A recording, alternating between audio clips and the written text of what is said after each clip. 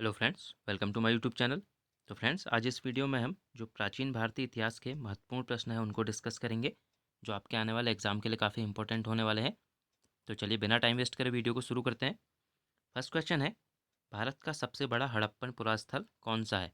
तो ऑप्शन आप देख सकते हैं। ए है राखीगढ़ी, बी है कालीबंगा, सी है लोथल और डी के है धौलावीरा।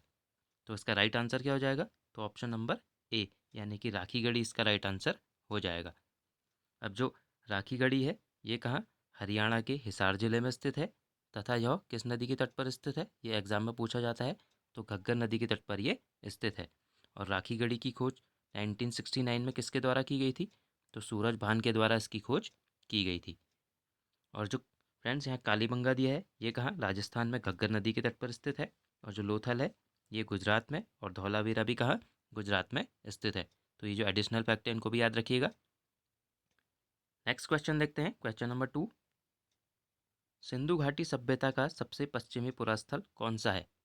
तो ऑप्शन आप देख सकते हैं। ए है आलमगीरपुर, बी है मांदा, सी है सूतका गैंडोर और डी क्या है? दाइमाबाद। तो इसका राइट आंसर क्या हो जाएगा? तो ऑप्शन नंबर सी, यानी कि सूतका गैंडोर क्या है? जो सिंधु घाटी सभ्यता है उसका सबसे पश्चिमी पुरास्थल है। अब जो सिंधु सभ्यता का सर्वाधिक पश्चिमी पुरास्थल है, ये सूतका गैंडोर, ये किस नदी के तट पर स्थित है? तो दाश्त नदी के किनारे ये स्थित है। तो इसे याद रखिएगा। और यह पाकिस्तान के बलूचिस्तान में स्थित है। और जो सिंधु घाटी सभ्यता है, इसका सबसे पूर्वी पुरास्थल हिंडन नदी के किनारे स्थित है। और ये कौन सा है? आलमगीरपुर। और ये किस राज्य में स्थित है? तो उत्तर प्रदेश में ये स्थित है। और जो सिंधु घाटी सभ्यता है, इसका सबसे उत्तरी पुरास्थल कहाँ है? चिनाब नदी के तट पर स्थित मांदा है। और यह कहाँ? जम्मू कश्मीर में स्थित है। और जो सबसे दक्षिणी पुरास्थल है वो गोदावरी नदी के तट पर स्थित है। और कहाँ? दाइमाबाद है ये। तो इसका नाम याद रखिएगा। और ये कहाँ है? महाराष्ट्र में ये स्थित है। तो फ्रेंड, जितने भी ये फैक्ट हैं इनको याद रखिएगा। नेक्स्ट क्वेश्चन देखते हैं, क्वेश्चन नंबर 3। ऋग्वेद में सर्वाधिक संख्या में मंत्र या सूक्त किसे समर्पित हैं? तो ऑप्शन आप देख सकते हैं। ए है अग्नि, बी है इंद्र, सी है वरुण और डी क्या है? बृहस्पति। तो इसका राइट आंसर क्या हो जाएगा? तो ऑप्शन नंबर बी, यानी कि जो ऋग्वेद में सर्वाधिक मंत्र हैं वो किसे? इंद्र को समर्पित हैं। और ऋग्वेद में जो 250 मंत्र हैं वो इंद्र को समर्पित हैं। और जबकि उसके बाद क्या है? अग्नि को। और कितने अग्नि को कितने मंत्र समर्पित हैं? तो 200 मंत्र अग्नि को समर्पित हैं। और जो इंद्र हैं, इन्हें ऋग्वैदिक काल में क्या है? सर्वाधिक लोकप्रिय नेता थे ये। और इंद्र को क्या है? आर्यों का युद्ध का नेता और वर्षा का देवता भी इन्हें माना जाता था। तो ये एग्जाम में पूछा जाता है कि आर्यों का जो युद्ध का देवता और वर्षा का देवता एक था, ये कौन थे? तो ये थे इंद्र। नेक्स्ट क्वेश्चन देखते हैं, क्वेश्चन नंबर 4।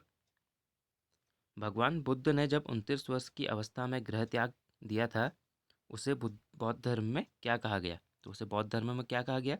ऑप्शन है धर्मचक्र प्रवर्तन, बी है महाभिनिष्क्रमण, सी है महापरिनिर्वाण और डी क्या है? रुद्र कुमार पुत्र। तो इसका राइट आंसर क्या हो जाएगा? तो ऑप्शन नंबर बी, यानी कि जब भगवान बुद्ध ने गृह त्यागा था तो उसे बौद्ध धर्म में महाभिनिष्क्रमण उसे कहा गया था। और बुद्ध ने क्या है? अपना पहला उपदेश कहाँ दिया था? ये एग्जाम में पूछा जाता है। तो कहाँ? सारनाथ में दिया था। और उसे बौद्ध ग्रंथों में क्या है? धर्मचक्र प्रवर्तन कहा गया है। तथा जब उन्होंने अपना शरीर त्यागा था तो उसे क्या? महापरिनिर्वाण कहा गया है। तो इन्हें भी याद रखिएगा। नेक्स्ट क्वेश्चन देखते हैं, क्वेश्चन नंबर 5। भारत में प्राचीनतम प्राप्त सिक्के कौन से हैं? तो ऑप्शन आप देख सकते हैं। ए है तांबे के, बी है चांदी के, सी है सोने के और डी के है लोहे के। तो इसका राइट आंसर क्या हो जाएगा? तो ऑप्शन नंबर बी, यानी कि भारत में जो प्राचीनतम प्राप्त सिक्के हैं वो किसके? चांदी के सिक्के हैं।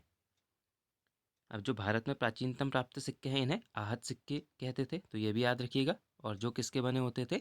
तो ये चांदी के बने होते थे। नेक्स्ट क्वेश्चन देखते हैं, क्वेश्चन नंबर 6।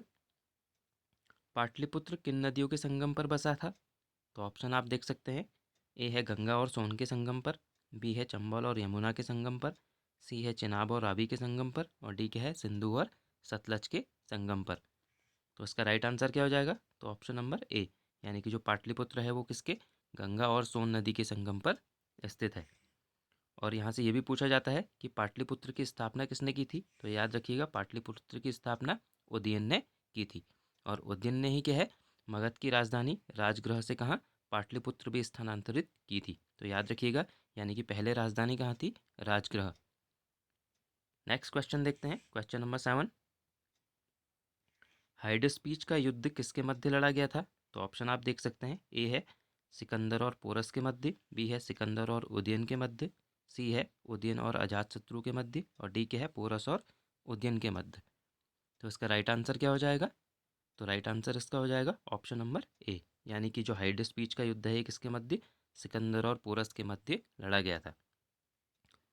और जो हाइडेस्पीच का युद्ध है इसे झेलम या वितस्ता का युद्ध भी कहा जाता है, तो ये नाम भी याद रखिएगा। और यह युद्ध सिकंदर और पोरस के मध्य लड़ा गया था। और इस युद्ध में क्या था? पोरस की हार हुई थी, परंतु उसकी वीरता से प्रभावित होकर सिकंदर ने क्या करा था? उसे अपना मित्र बना लिया था और अपना राज्य और कुछ नए इलाके भी उसे प्रदान किए थे। नेक्स्ट क्वेश्चन देखते हैं, क्वेश्चन नंबर 8। अशोक के शिलालेखों को सर्वप्रथम किसने पढ़ा? तो ऑप्शन आप देख सकते हैं। ए है विंसेंट स्मिथ, बी है जेम्स प्रिंशेप, सी है पादरिटी फैंतलर, और डी के है रॉबर्ट जॉन। तो इसका राइट आंसर क्या हो जाएगा? तो ऑप्शन नंबर बी, यानी कि अशोक के शिलालेखों को सर्वप्रथम जेम्स प्रिंशेप ने पढ़ा था।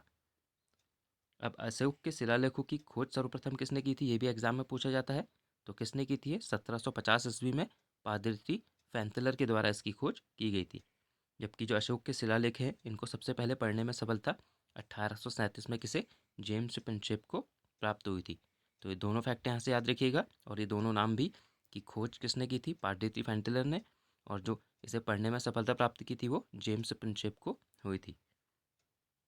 नेक्स्ट क्वेश्चन देखते हैं, क्वेश्चन नंबर 9। मेगास्थनीज ने भारतीय समाज को कितनी श्रेणियों में विभाजित किया है? तो ऑप्शन आप देख सकते हैं। ए है 5, बी है 6, सी है 7, और डी के है 8। तो इसका राइट आंसर क्या हो जाएगा? तो ऑप्शन नंबर सी, यानी कि जो मेगास्थनीज है उसने क्या है? भारतीय समाज को 7 श्रेणियों में विभाजित किया था। अब जो मेगास्थनीज था ये क्या था? सेल्यूकस निकेटर का राजदूत था और चंद्रगुप्त मौर्य के शासनकाल में भारत आया था। तो याद रखिएगा कि जो मेगास्थनीज था किसके शासनकाल में भारत आया था? तो चंद्रगुप्त मौर्य के शासनकाल में ये भारत आया था। और एक और क्वेश्चन यहाँ से पूछा जाता है कि मेगास्थनीज ने एक पुस्तक लिखी थी इंडिका। तो एग्जाम में पूछा जाता है कि जो इंडिका पुस्तक है ये किसने लिखी थी? तो किसने लिखी थी? ये मेगास्थनीज ने। और इसी पुस्तक में क्या है? जो मेगास्थनीज है उसने भारतीय समाज को 7 श्रेणियों में विभाजित किया था। ये अभी श्रेणियाँ कौन कौन सी थी? कृषक, पशुपालक, दार्शनिक, योद्धा, कारीगर, निरीक्षक और सभासद। तो ये 7 श्रेणियाँ भी एग्जाम में पूछी जाती हैं, तो इनके भी नाम याद रख लीजिएगा। नेक्स्ट क्वेश्चन है क्वेश्चन नंबर 10। अशोक के समय मौर्य साम्राज्य में प्रांतों की संख्या कितनी थी? तो ऑप्शन आप देख सकते हैं। ए है 5, बी है 7, सी है 8, और डी के है 4। तो इसका राइट आंसर क्या हो जाएगा? तो ऑप्शन नंबर ए, यानी कि अशोक के समय जो मौर्य साम्राज्य में प्रांतों की संख्या कितनी थी? 5 थी।